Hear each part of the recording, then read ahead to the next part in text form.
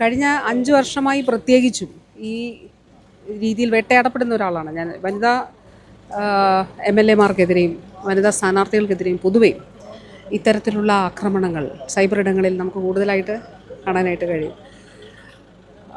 ഒരു ഫേക്ക് മുഖമില്ലാത്ത ഐഡികളിൽ നിന്നാണ് പലപ്പോഴും ഇത്തരത്തിലുള്ള ആക്രമണങ്ങൾ കൂടുതലായിട്ട് ഉണ്ടാകുന്നത്. വാസ്തവത്തിൽ അത്യന്തം ഹീനമായിട്ടുള്ള ഒരു പ്രചരണമാണ്. അത് വളരെ ഗൗരവമുള്ളൊരു വിഷയമാണ്. ഈ 5 വർഷക്കാലം ആരോഗ്യവകുപ്പിൻ്റെ ചുമതല വഹിക്കുമ്പോൾ മനോവീര്യം തകർക്കുന്നതിനും അതോടൊപ്പം തന്നെ ഏതെല്ലാം കള്ളപ്രചരണങ്ങൾ മാത്രമാണ് നടത്തുന്നത്.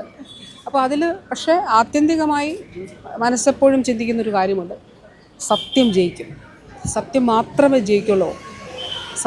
അതുകൊണ്ട് ഈ തരത്തിലുള്ള അതുപോലെ ജനങ്ങൾ അത് തിരിച്ചറിയുന്നത് എന്തുമാത്രം കള്ളപ്രചരണങ്ങളാണ് നടത്തുന്നത്. അത് 10 വർഷമായിട്ട് എനിക്കെതിരെ ഉണ്ട്. പലതരത്തിൽ കള്ളപ്രചരണങ്ങൾ നടത്തി. ഈ 5 വർഷം അതിഭീകരമായ ആക്രമണം അത് നടന്നിട്ടുണ്ട്. അത് ചില പ്രത്യേക ഇതൊക്കെ വിലക്കെടുത്തിട്ട് ചെയ്യുന്നത് പോലെയാണ് നമുക്ക് കാണുമ്പോൾ തോന്നുക. ചില പോർട്ടലുകൾ, അങ്ങനെയൊക്കെയുള്ള പോർട്ടലുകൾ വിലക്കെടുത്തിട്ട് ചെയ്യുന്ന നിലയിലാണ് നമ്മളത് തോന്നുക. അത് സ്ഥിരമായിട്ട് ഒരേ രീതിയിലുള്ള വാർത്തകൾ വരിക, കള്ളങ്ങൾ വരിക. അപ്പോൾ തീർച്ചയായിട്ടും അത് ആളുകൾ മനസ്സിലാക്കുന്നുണ്ട്. അത് പൊതുസമൂഹം വളരെ ഗൗരവത്തോടെ ചിന്തിക്കേണ്ട ഒരു കാര്യമാണ്.